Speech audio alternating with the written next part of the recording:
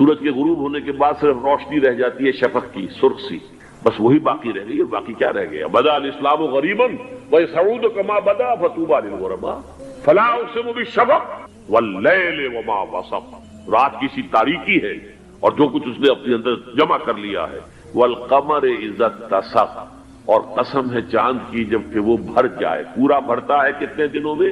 14 دن، اور 14 صدیوں کے بعد اب پہلی صدی کا جس نے کہ تجدید کامل کی عمر بن عبدالعزیز، 14 صدیوں کے بعد اب 15ویں صدی میں الامام المہدی کے ظہور کا وقت قریب ہے۔ اب جو کچھ مجھے حضرت امام المہدی کے بارے میں کہنا ہے، دوبارہ اپنی بات دہرا رہا ہوں، یہ میرا ذاتی گمان ہے، اختلاف کیا جا سکتا ہے۔ میرا گمان یہ ہے کہ یہ اب جو مجدد آئیں گے وہ حضرت مہدی ہوں گے۔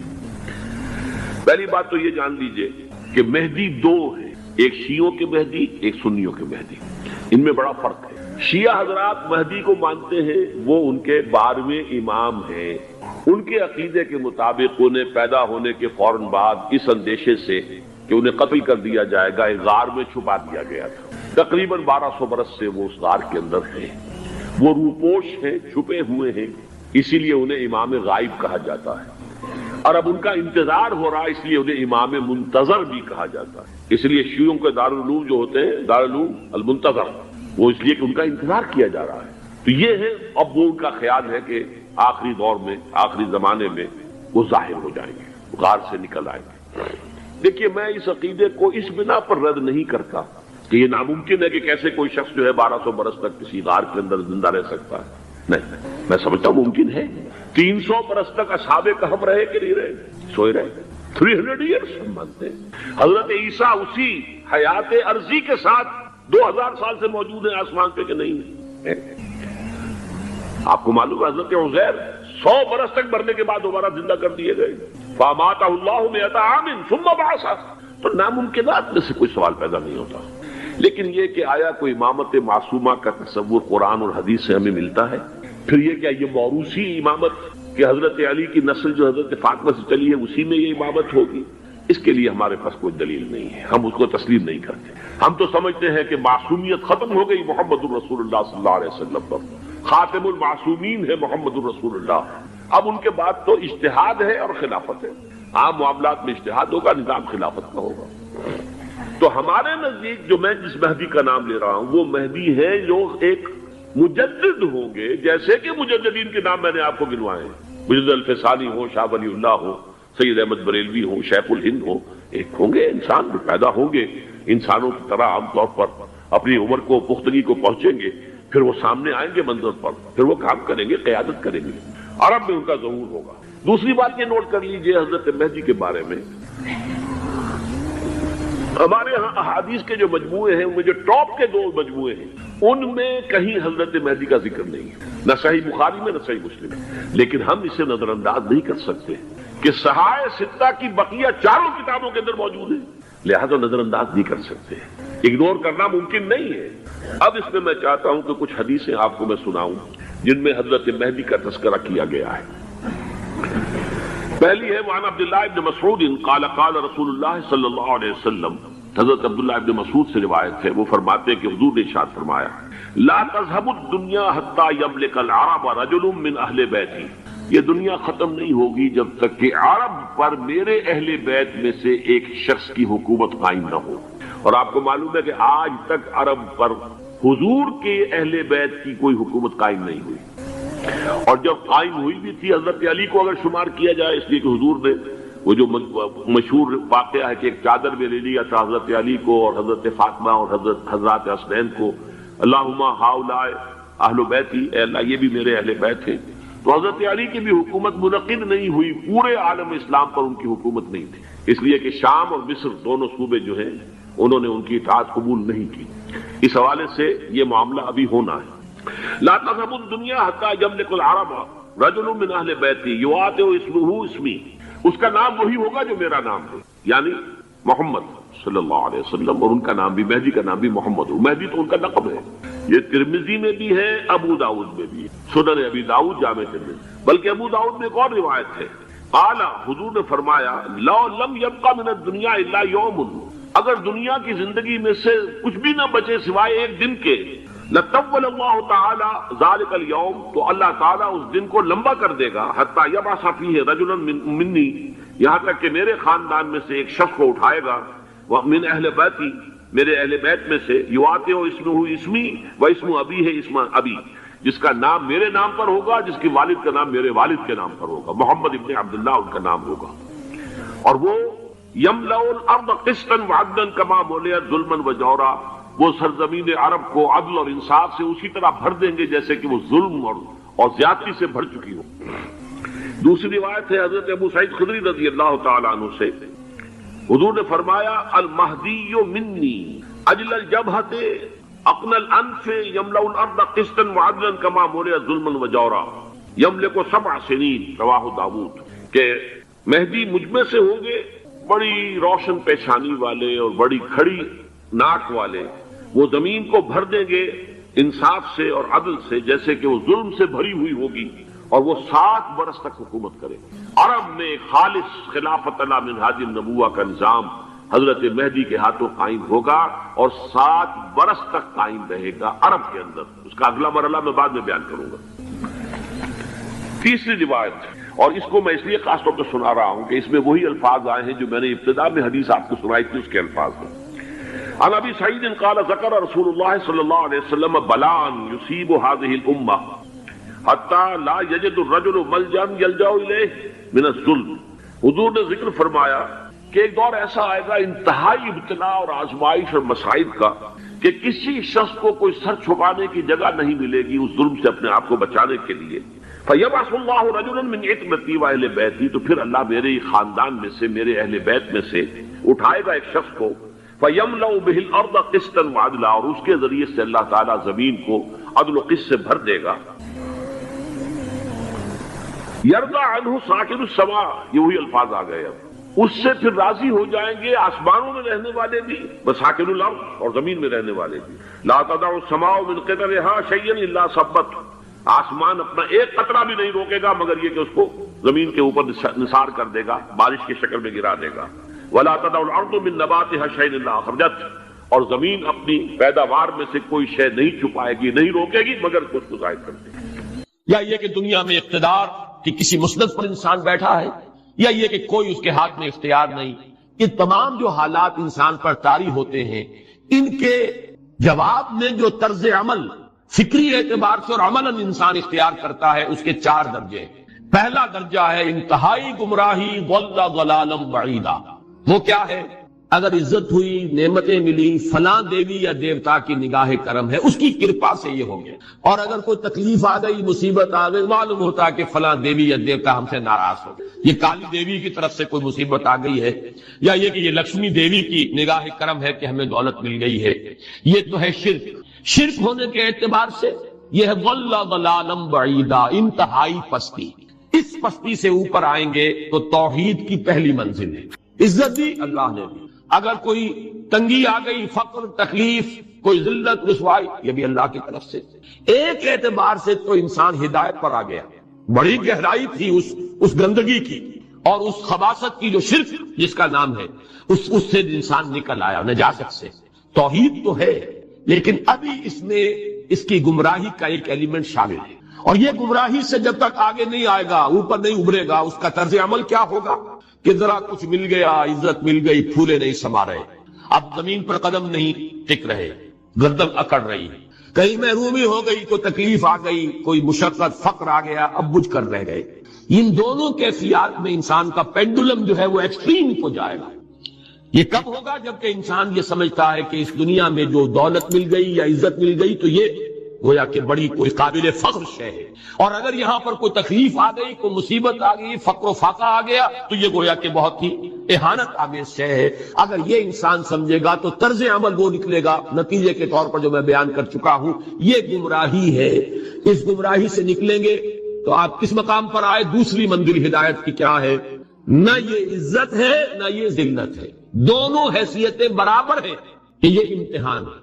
اسی لیے ان دونوں آیتوں میں ایک لفظ قدر مشترک ہے، اذا مبتلاہ فاما الانسان اذا مبتلاہ ربہ فاکرمہ ونعمہ۔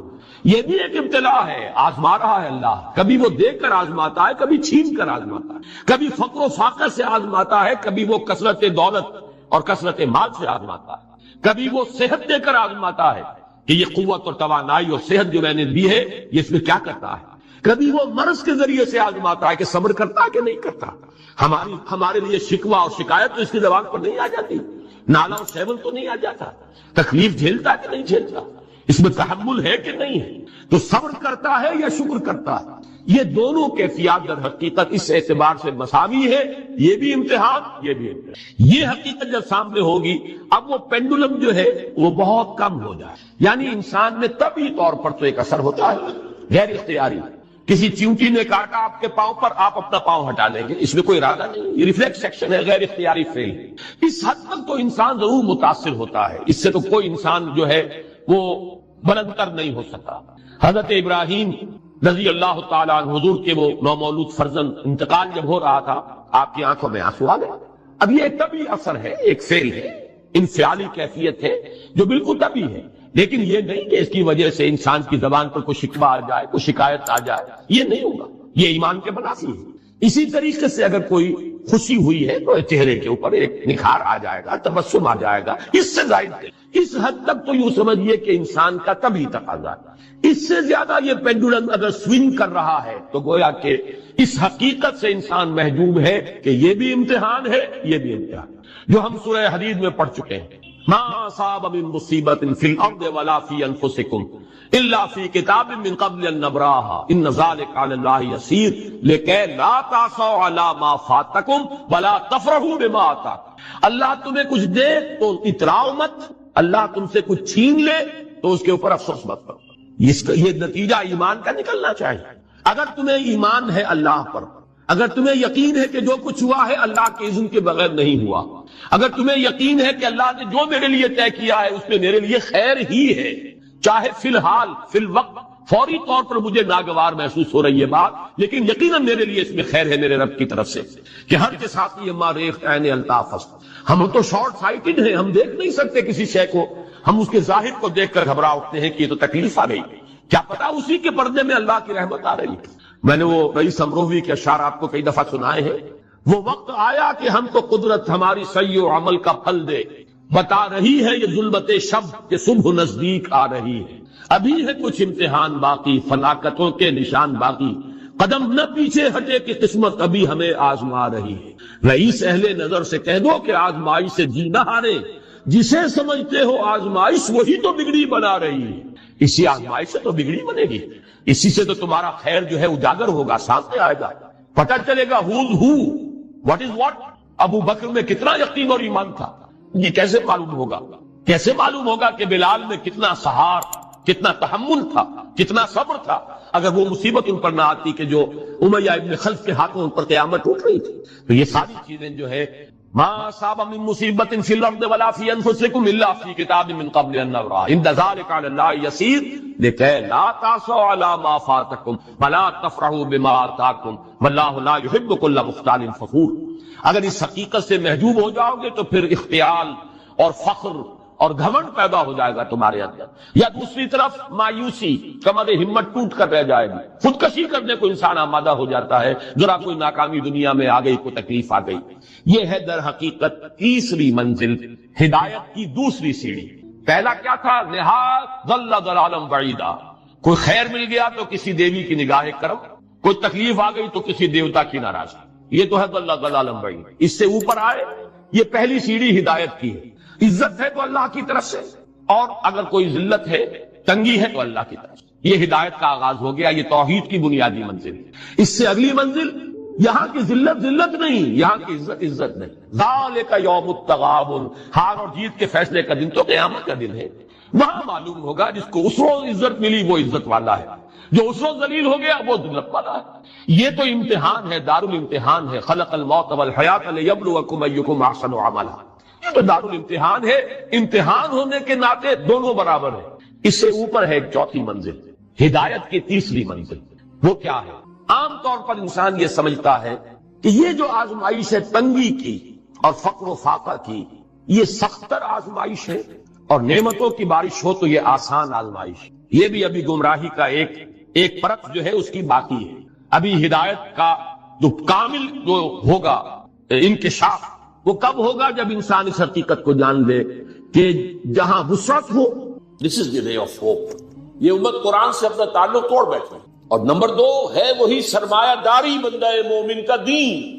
یہ بھی سرمایہ پرست بن چکا ہے، دولت کا پجاری بن چکا ہے. یہ میرے لیے رے آف ہوپ ہے. مادہ پرستی، دولت پرستی، سرمایہ پرستی، زر اندوزی، وَإِنَّهُ لِحُبِّ الْخَيْرِ لَشَدِيدٌ، ان 2 لعنتوں کے اندر یہ مبتلا ہے. جانتا ہوں یہ امت حامل قرآن ہے وہی سرمایہ داری بندہ مومن کا دین. اور تیسری سب سے تلخ حقیقت، اس کی جو علمی اور روحانی جو رہنمائی کرنے والے لوگ ہیں وہ اندر سے خالی ہیں، کھوکھلے ہیں.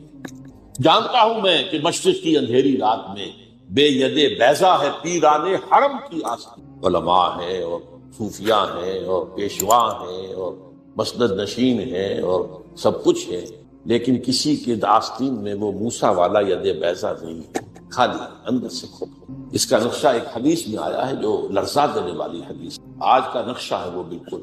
حضور نے فرمایا یوشک ویاتی علی الناس زمان، مجھے اندیشہ ہے لوگوں پر ایک زمانہ ایسا آ جائے گا، ذرا گنتی کی کیسا ہوگا. لا یبقى من الاسلام الا اسمہ، اسلام میں سے اس کے نام کے سوا کچھ نہیں. کہاں ہے اسلام دنیا میں؟ دکھاؤ. اجتماعی سطح پر دکھاؤ کہاں. بھلا یبقى من القرآن الا رسمہ، اور قرآن میں سے سوائے اس کے رسم الخط کے کچھ نہیں بچے. معنی کہاں ہے قرآن؟ ہو رہی ہے اس کی طرف پیش قدمی ہو رہی ہے تدریجاً، لیکن یہ جو اس حدیث کا جو ہے وہ سامنے ہے. مساجدہم عامرۃ، ان کی مسجدیں آباد تو بہت ہوں گی، بڑی بڑی مسجدیں، شاندار مسجدیں، عالیشان مسجدیں، بھری ہوئی بھرپور، جمعے کے اندر عیدین کا اجتماع. وہی خراب من الہدی، ہدایت سے خالی ہوں گی. ایک رسم پرستی ہو رہی ہوگی، ایک ریچولیزم ہو رہی ہوگی. رہ گئی رسم اذاں روح بلالی نہ رہی، رہ گئے فلسفہ، رہ گیا تلقین غزالی نہ رہی. اور آخری بات، علماءہم شر من تحت عدیم السماء، ان کے علماء آسمان کی چھت کے نیچے کی بدترین مخلوق ہوں گے. من عندہم تخرج الفتنۃ وفیہم تعود، ان کے اندر سے فتنے برآمد ہوتے رہیں گے، فلاں کافر، فلاں یہ، فلاں وہ، فلاں وہ، اور فتنے ان کے اندر ہی جو ہے داخل ہوتے رہیں گے دوبارہ. یہ حدیث ہے. بہرحال یہ صورت تو ہے، لیکن ابلیس عجیب بات کہتا ہے، وہ میں چاہتا ہوں سمجھ لیں، وہ فلسفے کا بڑا ایک گہرا اصل حاصل کے تقاضاؤں سے ہے. لیکن یہ خوف ہو نہ جائے آشکارا شرع پیغمبر کہیں. مجھے مسلمانوں سے اتنا خوف نہیں ہے کہ یہ دوبارہ شرع پیغمبر کو لے آئیں گے، اصل حاضر کے تقاضاؤں سے خوف ہے. یہ کیا بات کہی، آپ نے کبھی سوچا بھی نہ ہوگا شاید. دیکھیے یہ ایک فلسفہ ہے، ہیگل کا ہے، پھر اسی پر مارکس کا فلسفہ آیا ہے، میٹیریلزم، ڈائلیکٹیکل میٹری. وہ فلسفہ کیا ہے؟ دنیا میں ایک سلسلہ چل رہا ہے، تصادم اور ارتقاء. ایک نظریہ سامنے آیا، اسے انسان نے ٹرائی کیا، اس کی خرابیاں ظاہر ہوئیں، تو اسی کی کوکھ سے اس کا ایک اینٹی تھیسس وجود میں آ گیا. اب دونوں میں ٹکراؤ ہوا، ان دونوں کے ٹکراؤ سے ایک نئی چیز، تیسری چیز ڈیولپ ہو گئی جو پہلے سے بہرحال بہتر ہوئی. اب جو یہ نئی چیز بنی یہ خود تھیسس بن جاتا ہے، کیونکہ یہ بھی آسمانی ہدایت پر مبنی نہیں ہے، اندھے بہرے مادے کا سفر ہے جو جاری ہے، مکمل تو نہیں ہوتا، حق کامل تو نہیں ہوتا. اس میں جو ڈیفیشنسی ہے وہ پھر اپنا ایک ریئیکشن پیدا کرتی ہے، پھر وہ تھیسس پھر اینٹی تھیسس کو جنم دیتا ہے، پھر ان میں ٹکراؤ ہوتا ہے، پھر آگے بڑھتا ہے. یہ ہے جس کو کہتے ہیں ڈائلیکٹیکل میٹری. یہ تاریخ چل رہی ہے، اس اعتبار سے اس میں کوئی شک نہیں کہ جہاں ایک طرف وہ خیر و شر کا معاملہ چل رہا ہے، وہیں پر بھی اسی پروسیس کے دوران یہ جو ایک ڈائلیکٹیکل پروسیس ہے یہ بھی آگے بڑھ رہا ہے. نوع انسانی بحثیت مجموعی شر سے خیر کی طرف آ رہی ہے. اب اس کی مثال لے لیجیے، پہلے دنیا میں بادشاہت تھی، جاگیرداری تھی، انسان مجبور، کسان، غریب، پسا ہوا، رد عمل پیدا ہوا، جمہوریت آئی. یقیناً بہتر بات ہے، لوگوں کو حقوق حاصل ہوئے، لوگوں کو عزت نفس حاصل ہوئی. ہم بھی انسان ہیں، یہ بھی انسان تھے، بادشاہ یہ کیسے ہم پر حکومت کر رہے تھے. اب اس کے اندر کیپٹلزم پیدا ہو گیا. نتیجہ کیا نکلا؟ پہلے بادشاہ سر پر سوار تھا، اب سرمایہ دار سوار ہو گئے. پہلے جاگیردار سوار تھا، اب کارخانے دار سوار ہو گئے. رست از یک بند کا افتاد در بندے دیگر، آسمان سے گرے کھجور میں اٹک گئے. پھر رد عمل ہوا، پھر کمیونزم برآمد ہوا، اسی کی کوکھ سے کیپٹلزم کا رد عمل کمیونزم. اب یہ شکل ہے کہ جو چل رہی ہے وہ کمیونزم مر گیا ہے. اب انسان ایک دو راہے پر کھڑا، اب آگے کہاں جائے گا؟ یہ ڈائلیکٹیکل پروسیس کہاں جائے گا؟ مغربی دنیا سمجھ رہی ہے کہ ہمارا نظام ہی بس جیت گیا ہمیشہ کے لیے، ہمارا جو سیکولر لبرل اور عوامی حاکمیت پر مبنی جمہوریت کا نظام اور ہمارا جو پرائیویٹ اونرشپ اور انٹرسٹ اور بینکنگ پر مبنی ہمارا معاشی نظام، بس یہی بہترین ہے، جیت گئے، اب یہ فائنل جیت، اینڈ آف ہسٹری۔ فوکویاما نے کتاب لکھی، اب انسان اپنی آخری حد کو، جس پر پھر ہنٹنگٹن نے کہا نہیں ابھی ایک تصادم ہونا ہے۔ اس نے تہذیبوں کا تصادم کا نام دیا تھا، لیکن ایک اور شخص نے بعد میں کہا نظاموں کا تصادم۔ قرآن نے اس فلسفے کو بیان کیا۔ یہ سورہ رعد کی آیت نمبر 17 ہے، وَأَنزَلَ مِنَ السَّمَاءِ مَاءً، اللہ تعالیٰ آسمان سے اتارتا ہے پانی، فَسَالَتْ أَوْدِيَةٌ بِقَدْرِهَا، تو تمام وادیاں بہہ نکلتی ہیں، کیونکہ پہاڑی علاقہ تھا نا حجاز کا، اب بارش جب ہوتی ہے تو پہاڑوں پر سے پانی نیچے اتر کر وادی میں آتا ہے، جو وادی سوکھی پڑی ہوتی ہے وہ ایک گویا کہ نالا بن جاتی ہے، دریا بن جاتا ہے۔ وَاحْتَمَلَ السَّيْلُ غَمَدًا رَّابِيًا، اور یہ جو سیلاب آتا ہے اس کے اوپر جھاگ آ جاتا ہے، چڑھتا ہوا بہت نظر آتا ہے جھاگ۔ وَمِمَّا يُوقِدُونَ عَلَيْهِ فِي النَّارِ ابْتِغَاءَ حِلْيَةٍ أَوْ مَتَاعٍ زَبَدٌ مِثْلُهُ، اور یہ جو دھاتوں کو تپایا جاتا ہے آگ پر، سونا چاندی، تاکہ زیور بنائیں، کچھ اور چیزیں بنائیں، اس میں بھی جو میل ہے وہ اوپر آ جائے، میل اوپر آ کر اور وہ ایک جھاگ کی شکل اختیار کر لیتا ہے۔ کذالک یضرب اللہ الحق والباطل، اسی طریقے سے حق اور باطل کے درمیان تصادم ہوتا ہے۔ فاما الزبد فیذهب جفاء، تو جو اوپر کا جھاگ جگاڑ ہوتا ہے وہ تو ختم ہو جاتا ہے، سوکھ جاتا ہے۔ واما ما ينفع الناس فيمكث في الارض، جو لوگوں کے لیے بہتر شے ہوتی ہے وہ زمین کے اندر رک جاتی ہے، ٹک جاتی ہے، پانی زمین میں جذب ہو گیا، جھاگ ختم۔ تو اسی طریقے سے یہ تھیسس اینٹی تھیسس کے ٹکراؤ میں جب سنتھیسس ہوتا ہے تو بہت سا میل کچیل نکل جاتا ہے، ختم کر، اور جو انسانیت کے حق میں مفید تر شے ہوتی ہے وہ باقی رہتی ہے۔ یہ عمل جاری ہے، اور اقبال نے اصل میں اسی اعتبار سے کہا ہے کہ اسی عمل کا منطقی نتیجہ یہ ہے کہ اسلام آئے گا۔ ہر کجا بینی جہان رنگ و بو، آنکھ کی از خاکش بیورد آرزو، یا ز نور مصطفیٰ ہورا بہاس، یا حنوز اندر تلاش مصطفیٰ۔ اصل میں یہ جو عمل جاری ہے اور جس کے اندر کے اچھی امیدیں ہیں انسان کی شامل ہیں، امیدوں کے چراغ جلتے ہیں کہ انسان کے لیے کوئی بہتر مستقبل آ جائے گا، تو جو کچھ اس میں خیر ہے وہ محمد کا عطا کردہ ہے، اور ابھی یہ محمد کی تلاش میں چل رہا ہے۔ یا ز نور مصطفیٰ ہورا بہاس، یا حنوز اندر تلاش مصطفیٰ، جائے گا وہیں پر اسی بھی طرح۔ اچھا، اب جو میں نے آپ کے سامنے عرض کیا کہ یہ جو باطل کی صف بندی ہے، اس میں وہ جو پرانا ایک مقولہ ہے، نہ ہر زن زرست و نہ ہر مرد مرد، خدا پنج انگوش یکساں نہ کرتا، تو اس صف بندی میں سب برابر نہیں ہے۔ دیکھیے عیسائیوں میں 3 تقسیم ہے، ایک مذہبی تقسیم ہے کیتھولکس اور پروٹیسٹنٹ، اور پھر پروٹیسٹنٹس کے اندر نیو کونس، یہ لفظ آپ پڑھتے ہوں گے، اور ایونجلسٹ آج کل سب سے زیادہ ایکٹیو۔ ایک تو ان کے درمیان اختلاف ہے۔ نمبر 2، کیتھولک، جب جان لیجئے کہ یورپ جو ہے، مین لینڈ یورپ اس کیتھولک، نیئرلی 100%۔ امریکہ اور برطانیہ یہ ہے پروٹیسٹنٹ۔ پھر ان کے اندر بھی ایک تقسیم ہے، کچھ لوگ مذہبی ہیں، کچھ سیکولر ہے، جنہیں پرواہ نہیں ہے، نہ کیتھولسزم سے پرواہ ہے، بحث ہے، نہ پروٹیسٹنٹزم سے ہے، جیسے کہ ہر جگہ ہوتا ہے، ہمارے ہاں بھی ہے۔ ایسے لوگ بھی ہیں جنہیں کو خاص سروکار ہے، کہنے کو وہ شیعہ ہیں، وہ شیعہ کیا ہے؟ کچھ بھی نہیں۔ کہنے کو سنی ہے، سنی کیا ہے؟ کچھ بھی نہیں۔ مذہب سے کوئی خاص سروکار ہی نہیں، تو کہاں کی شیعت، کہاں کی سنیت؟ اسی طریقے سے یہودیوں میں تقسیم ہے۔ ایک یہودی ہے مذہبی پریکٹسز، ان کی تصویر اگر کبھی آپ نے اخبارات میں دیکھی ہو، لمبے لمبے ان کے بال ہوتے ہیں، اور خاص طور پر یہ قلمے جو ہے یہ ان کو وہ دے کر چھلے بنا کر لٹکاتے ہیں، بہت خوبصورت لگتے ہیں، اس میں کوئی شک نہیں ہے، اور بال بڑے بڑے اور سیاہ ہیٹ اور لمبے سیاہ کوٹ، آج کل تو نہیں ہوتی وہ، لیکن یہ کہ کوٹ لمبے ہوتے ہیں، یہ یہودی ہے پریکٹسنگ یہودی۔ پھر یہ کہ اگر یہ گھر پر بھی ہوگا تو اس کے سر پر ایک چھوٹی سی ٹوپی ضرور ہوگی، باہر نکلے گا تو ہیٹ ہوگا، بلیک ہیٹ، چھوٹی سی ٹوپی چپکی ہوئی ہوگی اس کی کھوپڑی کے ساتھ۔ یہ یہودی ہے پریکٹسنگ۔ اور ایک سیکولر یہودی جنہیں مذہب سے کوئی سروکار نہیں، نسلاً یہودی ہیں، بس ٹھیک ہے۔ اور دوسری طرف ایک اور تقسیم ہے جسے بہت کم لوگ جانتے ہیں، سفیرڈین اینڈ اشکنازیم۔ ایک یہودی وہ ہے جو اصلاً یہودی یعنی بنی اسرائیل، ان کی رنگت زیادہ سرخی مائل نہیں ہوتی، بلکہ جیسے ہمارے ہاں گورے آدمی، بس جیسے ہندوستانیوں میں گورے آدمی، ایک ہے سرخ و سفید جو ہے یورپ کا، یہ لوگ ہیں اصل یہودی، یہ ایشیائی ہیں، یہودی کی ایشیائی قوم ہے، یورپین قوم تو نہیں، ان کا وطن تو فلسطین تھا۔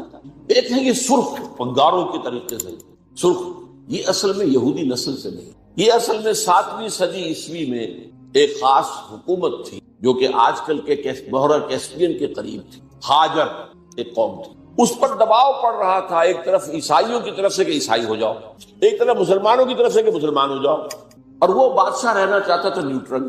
وہ جو دو چکی کے دو پارٹوں میں آ گیا تو اس نے ایک فیصلہ کیا، اس نے کچھ عیسائی علماء کو بلایا، کچھ یہودی علماء کو بلایا، اپنے ہاں مناظرہ کرایا۔ اچھا، مناظرے میں بھی کوئی خاص فیصلہ کوئی بات نہیں ہو سکتی۔ اب اس نے علیحدگی میں بلایا عیسائیوں کو، تمہارے نزدیک عیسائی بہتر ہیں یا یہودی بہتر ہیں؟ مسلمان بہتر ہیں یا یہودی بہتر ہیں؟ ان کا یہودی مسلمانوں کو بلایا، تمہارے نزدیک عیسائی بہتر ہیں یا یہودی؟ اور یہودی ان کا ٹھیک ہے، یہودیت مطلب کامن فیکٹر ہو گیا۔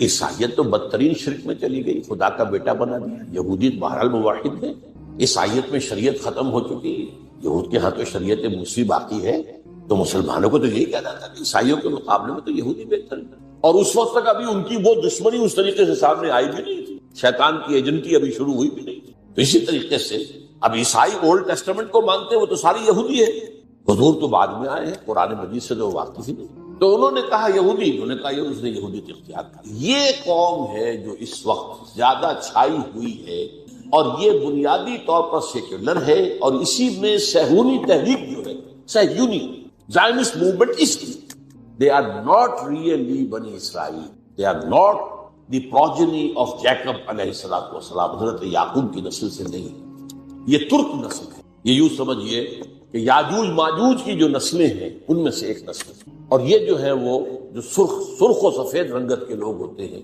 یہ ان میں سے۔ اب آئیے آگے، یہ جو گٹھ جوڑ ہے اس کے اہداف کیا ہیں؟ what do they want؟ Number 1، عالم اسلام کے وسائل پر قبضہ، خاص طور پر تیل۔ اس وقت دنیا کے اندر کرائسس آنے والا ہے تیل کے شدید، اور تیل جس طریقے سے ان صنعتی ممالک کے لیے ایک ناگزیر شے بن گئی ہے، جیسے ہم ہوا کے بغیر نہیں جی سکتے، وہ تیل کے بغیر نہیں جی سکتے۔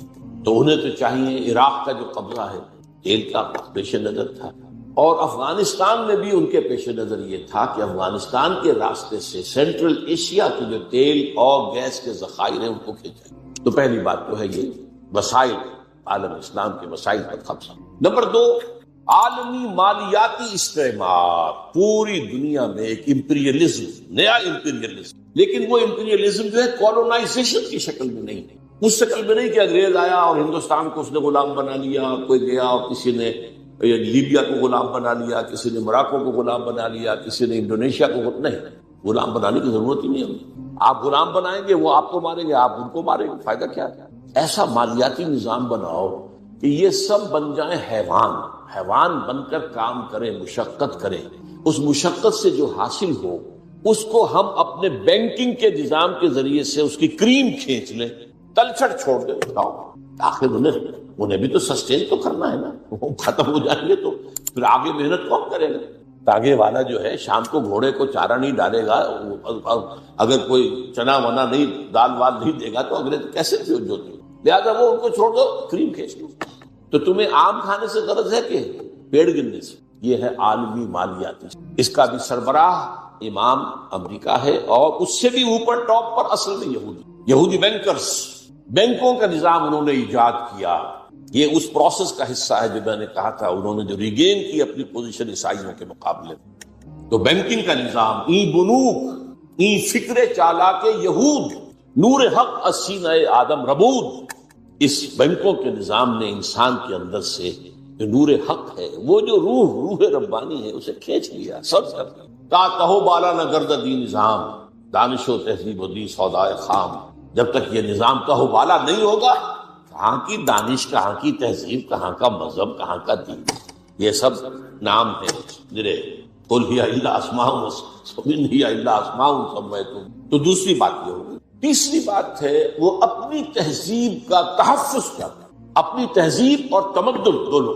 یہ جو اقبال نے لفظ استعمال کیا ہے تہذیب نے، پھر اپنے درندوں کو، میں حیران ہوتا اس شخص کے بارے میں، وہ الفاظ جو آج بش کہہ رہا، اور سیویلائزیشن ہمیں خطرہ، ہماری تہذیب کو ختم، یہ سارے کے سارے تل گئے، ہماری تہذیب کو ختم کر دیا۔ اور بیل ہی یہی الفاظ استعمال کیے تھے اپنے وقت کے فرعون اعظم نے، مصر کا فرعون، ان ھذان لساحران یریدان ان یخرجاکم من ارضکم بسحرہما ویذھبا بطریقتکم المثلی۔ یہ جو موسیٰ اور ہارون آ گئے نا، یہ دو جادوگر ہیں، یہ چاہتے ہیں اپنے جادو کے بل پر تمہیں اپنے ملک سے بے دخل کر دیں اور تمہاری مثالی تہذیب کو ختم کر دیں۔ وَيَذْهَبَا بِطَرِيقَتِكُمُ الْمُثْلَىٰ۔ آج در حقیقت وہ چاہتے ہیں کہ اپنی اس تہذیب اور تمدن کا اور اپنے نظام کا، خاص طور پر مالیاتی نظام، وہ سارا معاملہ جو مالیاتی استحصال کا ہے وہ تو اسی پر تو مبنی ہے، مالیاتی نظام ختم تو ختم۔ اور وہ اسی لیے عالم اسلام پر اس نظام کو، تہذیب جمع تمدن، اس کو ٹھوسنا چاہتے ہیں بزور طاقت۔ اس کے لیے ڈالر بھی خرچ کر رہے ہیں، ارب ہا ارب، خرب ہا خرب۔ اس کے لیے این جی اوز کی فوجوں کی فوجیں ہیں جو بنا دی گئی۔ اس کے لیے نہ معلوم کس طریقے سے کیسے ہمارے ہاں کے ٹیلی ویژن چینلز کو خریدا گیا ہے اور ان کے ذریعے سے جو ہے وہ ساری اپنی ویلیوز کو پروپیگیٹ کر رہے ہیں اور اسلام کے شعائر کی بےخبری کر رہے ہیں۔ سارا ظاہر بات ہے، پیسہ ان کے پاس ہے، اقتدار ان کے پاس ہے، طاقت ان کے پاس ہے، وہ چاہتے ہیں۔ اور اب سے کچھ پہلے تک تو ایک معاملہ اور تھا، اب کچھ اور ہو گیا، یہ بھی نوٹ کر دیں۔ اب سے کچھ پہلے تک ان کا معاملہ یہ تھا کہ اسلام ایز اے مذہب سے ہماری کوئی دشمنی نہیں، ہم اسلام as a then, political Islam, یہ نظام کی بات جو تم کرتے ہو، یہ خلافت کا نام جو لیتے ہو، یہ ہم برداشت نہیں، نتھنگ ڈوئنگ۔ اب ہوتے ہوتے وہ یہاں تک آ گئے ہیں کہ اصل میں تو سارے برائی کے بیج ان کے خیال میں مذہب تھے۔ اب ان کے جو رائٹرز ہیں اور ان کے بڑے بڑے جو لوگ مفکرین ہیں وہ کہہ رہے ہیں اسلام in itself، Quran in itself، Muhammad in himself is evil۔ نعوذ باللہ، قرآن ایول ہے، اسلام ایول ہے اور محمد ایول ہے۔ تو یہ ایک عظیم جنگ ہے اسلام اور مسلمانوں کے خلاف، اسلامی تہذیب و تمدن کے خلاف۔ وہ اس میں چاہتے ہیں کہ اسلام کی بہتری کریں۔ نمبر 4 یہ اسلام کے احیاء کے عمل کو ہر قیمت پر روکنا، at any cost، کم وقت میں جہاں بھی سر اٹھائے گا کچل دیں گے۔ یہ ان کا چوتھا ہدف۔ 5واں، یہ ذرا لمبی سی بات ہے تھوڑی سی، یہ ہے ایک علاقائی پروگرام۔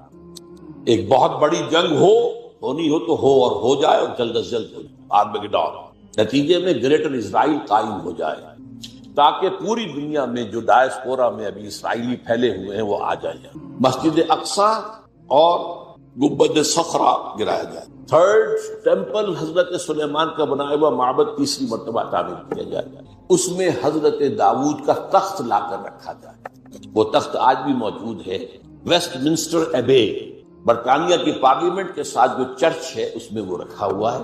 وہ ایک پتھر تھا جس پر حضرت داؤد علیہ السلام کو بٹھا کر ان کی تاج پوشی کی گئی تھی، وہ رہا ہے، ہیکل کے اندر موجود رہا۔ وہاں سے ٹائٹس رومی لے گیا سن 70 میں اسے، روم سے گیا آئرلینڈ سے آیا اسکاٹ لینڈ سے آیا برطانیہ، اب وہ وہاں موجود ہے۔